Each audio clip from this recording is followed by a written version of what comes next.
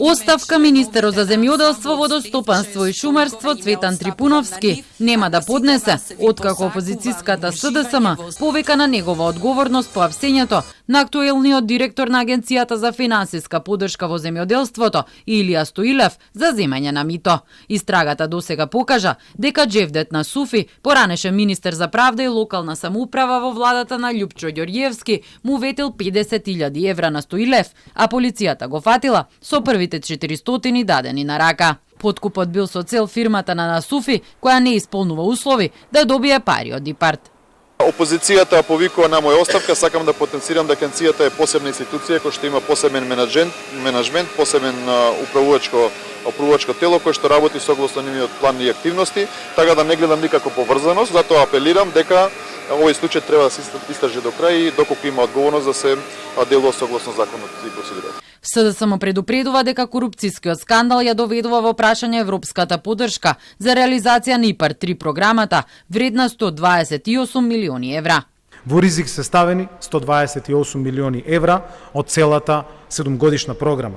Пари кои требаше да бидат двигател на нашето земјоделство. Тоа значи дека нема повеќе нови повици, најавите за новите повици не може да се отворат, нема нови договори кои што ќе бидат склучени, но исто така и нема исплати за проектите кои што тековно се финансираат. Министерот Трипуновски пак уверува дека Агенцијата за финансиска поддршка во земјоделството ќе продолжи непречено да работи.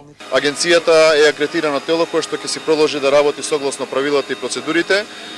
Ние ќе продолжиме, кој што кажав, доколку има и други вакви случаи да се делува. Не гледам загрозеност на ИПАРТ средствата и националните плаќања кои што ги имаме како држава. Трипуновски при тоа додаде дека апсењето на Стоилев е показател дека законите треба да важат подеднакво за сите, независно дали некој е актуелен или поранешен функционер, а владата покажала неселективност во борбата против корупцијата.